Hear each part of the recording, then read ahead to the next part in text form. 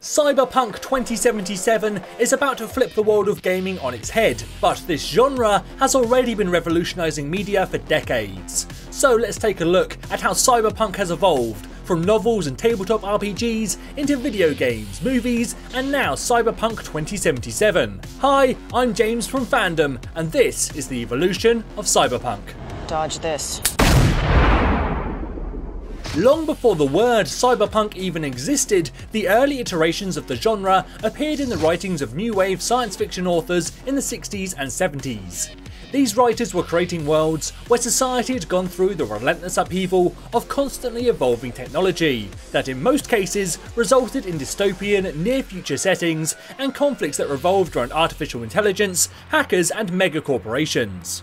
There are many influential books from this era, but one of the earliest was Do Androids Dream of Electric Sheep by Philip K. Dick, which became the basis for the movie Blade Runner.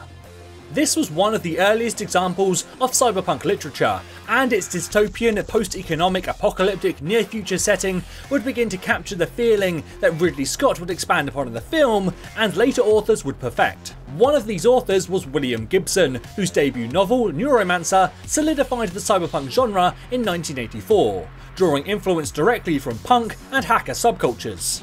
Another of his stories from around this time was Johnny Mnemonic, which would later be turned into a movie starring Keanu Reeves. Come on, let me in! Get off my board. You are too hot. Keanu has become a regular star of the cyberpunk movie genre, as after appearing in Johnny Mnemonic, he also starred in the most commercially successful cyberpunk films of all time, the Matrix trilogy. You take the blue pill, the story ends. You wake up in your bed and believe whatever you want to believe. You take the red pill, you stay in Wonderland, and I show you how deep the rabbit hole goes.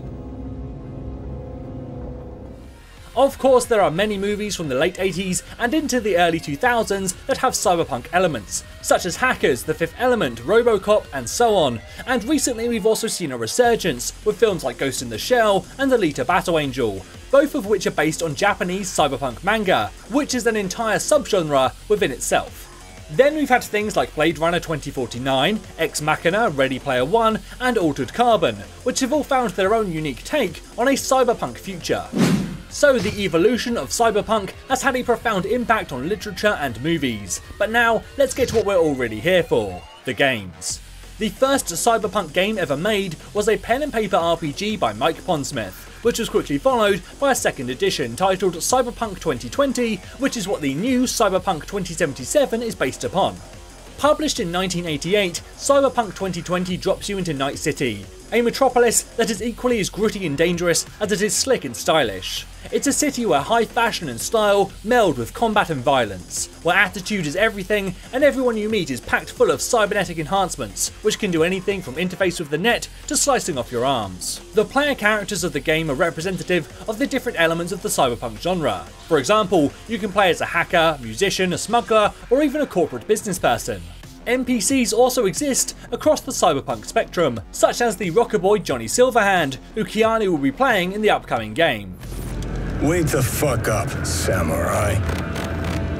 We have a city to burn.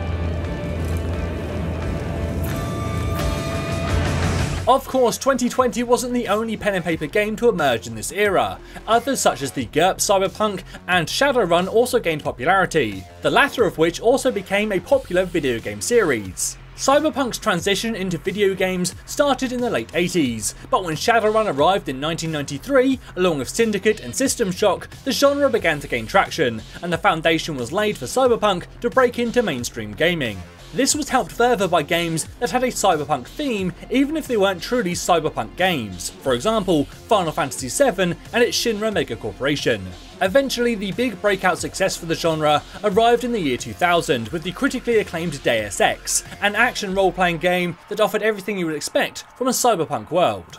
You've got 10 seconds to beat it before I add you to the list of NSF casualties. Easy, bro. Just having us a conversation. Deus Ex received over 30 Best Of awards, and became both a cult classic and an international success, eventually selling over 1 million copies globally by the year 2009.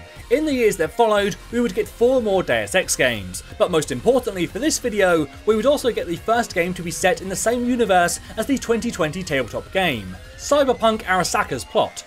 The game was released in 2007 for mobile, and mechanically was a platformer with some limited combat and hacking minigames. Its story was about a man named Sam Gibson, who was once a mega corporate killer for hire. However, the Arasaka Corporation now wants him dead, and he's been charged with murder. So it's up to you to find out why this is happening and who is behind the plot.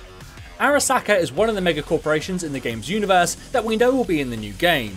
They specialise in corporate security, banking and manufacturing. However, over the years, they've also developed a dark reputation as a corporation to be feared, covering their tracks with cyber assassins, an army of lawyers, and an alleged connection with the Yakuza. In the last decade or so, we've also seen a few new games draw ideas from the cyberpunk genre, including Mirror's Edge, Remember Me, and most notably, the Watch Dogs series, especially in the second game. This weirdo's wrench. The needs of the many. So all of that brings us to Cyberpunk 2077, the next step in the evolution of Cyberpunk, and arguably one of its most important. The game has been developed as a collaboration between CD Projekt Red and Mike Pondsmith, the creator of the original game, and together they are taking his early ideas of what Cyberpunk is and pushing them forward, both thematically and narratively. As Mike himself says, 2020 was an early form of Cyberpunk, where the tropes and feel were still finding their footing.